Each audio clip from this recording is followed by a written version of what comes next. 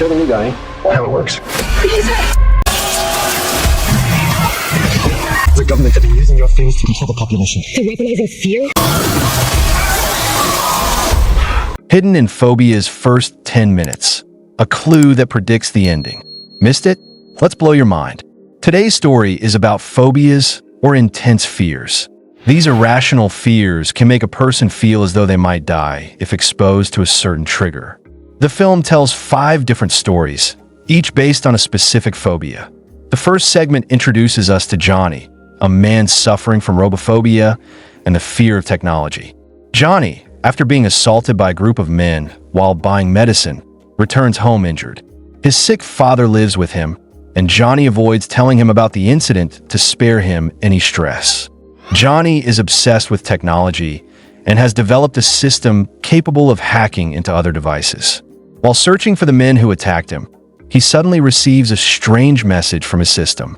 Shockingly, the system begins speaking to him. It knows who he is and tells him it wants to be friends. This AI, an artificial intelligence entity, soon gains control over all technology around Johnny, including his phone. One night, while talking to the AI, Johnny hears his neighbor beating his wife. The AI says it can stop bad things from happening, but it needs Johnny's help. When Johnny agrees, his phone emits sparks and blood begins to pour from his ears. The AI transfers into his mind. Shortly after, Johnny hears a loud noise and finds out his abusive neighbor has been electrocuted and killed. The AI had orchestrated this. When Johnny runs into his past attackers again, the AI causes one of their phones to short-circuit, killing him too. Disturbed, Johnny tries to protect his father from the AI. But the AI demands Johnny give it another person to befriend, or else it won't leave him alone. Suddenly, the scene shifts. Johnny is now shown inside a facility run by a doctor conducting fear-based experiments. It turns out everything we saw before was not real. It was Johnny's phobia, a delusion caused by his robophobia. The next case involved a girl with xenophobia, the fear of driving. Her fear began after she and a friend attempted to rob an old man. The robbery went wrong when she accidentally hit the man with her car, killing him. Since then, she has suffered constant hallucinations while driving, seeing the old man's ghost and imagining that she's being attacked. These delusions eventually cause her to crash, deepening her phobia. Another patient is a teacher who suffers from ephobophobia, the fear of teenagers. Her phobia began when the daughter of the man she was having an affair with, along with her brother and friend, attacked her out of revenge. The girl blamed the teacher for ruining their family. In the scuffle, the teacher accidentally kills one of them and badly injures the others. However, the surviving girl calls the police, lies about the incident, and the teacher is arrested.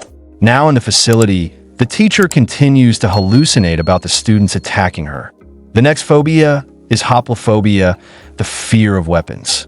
This story revolves around Emma, a police officer who accidentally shot and killed a child during a mission. Since then, she's developed an intense fear of guns and is haunted by the incident, especially because the child reminded her of her son. The trauma becomes so severe that Emma begins seeing weapons and ordinary objects and feels like her son is constantly in danger. One day, while dining at a hotel, she hallucinates a terrorist attack and ends up killing innocent people. As a result, she is brought to the facility for treatment. The final patient is Renee, who suffers from atylophobia, the fear of imperfection. Renee is an architect with her own company, where she only hires women, except for one man whose teeth she liked. Obsessed with perfection, Renee poisons her employees during dinner, then surgically removes the body parts she admires most from each of them and attaches them to her own body. She believes these enhancements make her perfect. Her face is always bandaged, self-inflicted as part of her obsession. She ends up in the same facility after repeating this gruesome process multiple times. After hearing all these stories, Johnny is shocked. Eventually, the doctors prepare him for an experiment. It is revealed that Johnny wasn't brought there against his will. He came voluntarily. His AI had told him that it would only leave if Johnny offered it another human. Johnny chose the doctor running the experiments. When he calls the AI, It arrives, kills the doctor, and helps Johnny and the other patients escape. As they flee, they release a fear-based gas on the facility guards, mirroring their traumas, and we realize that Johnny's AI was not a hallucination, but a real and powerful entity.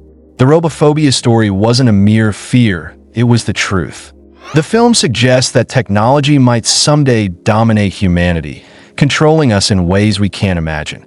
The message of Phobias is clear. Fears can control our lives, whether they stem from trauma, guilt, or deep psychological wounds.